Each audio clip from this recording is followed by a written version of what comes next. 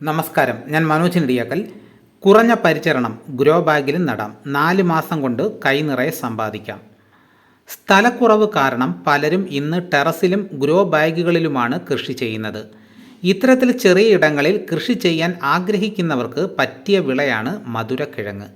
Anti ഓക്സിഡൻറ്റും ഫൈബറും വൈറ്റമിനുകളും ധാരാളം അടങ്ങിയ ഭക്ഷണമായതിനാൽ ഇവയ്ക്ക് വിപണിയിൽ നല്ല സ്ഥാനമാണ്. സ്വന്തം ആവശ്യത്തിനും മധുരക്കിഴങ്ങ് കൃഷി ചെയ്യുന്നവരുമുണ്ട്. കുറഞ്ഞ പരിചരണവും മികച്ച പ്രതിരോധ ശേഷിയുമാണ് ഇതിൻ്റെ പ്രധാന പ്രത്യേകതകൾ. നല്ല സൂര്യപ്രകാശമുള്ള വെള്ളക്കെട്ടില്ലാത്ത സ്ഥലത്ത് വേണം ഇത് കൃഷി ചെയ്യേണ്ടത്. പരമാവധി 4 മാസം കൊണ്ട് വിളവെടുക്കാം. കിഴങ്ങുകൾ മണ്ണിലേക്ക് ഇറങ്ങി വളരുന്നതിനാൽ 16x16 ഇഞ്ച് വലിപ്പമുള്ളതോ വലുതോ ആയ ഗ്രോ ബാഗുകൾ ഉപയോഗിക്കാം. മണ്ണ് എപ്പോഴും അയവുള്ളതായിരിക്കണം, എങ്കിലേ കിഴങ്ങ് നന്നായി താഴേക്ക് വളരൂ. മേൽമണ്ണ്, ചാണകപ്പൊടി, ചകിരിച്ചോറ് എന്നിവ തുല്യ അളവിൽ മിക്സ് ചെയ്ത് ബാഗിൻ്റെ 1/4 ഭാഗത്തോളം നിറയ്ക്കുക.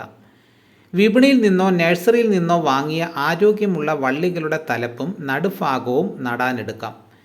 20 മുതൽ 30 സെൻറ്റിമീറ്റർ നീളമുള്ള വള്ളി കഷണങ്ങളായി ഇവ മുറിച്ചെടുത്ത് വേണം നടാൻ.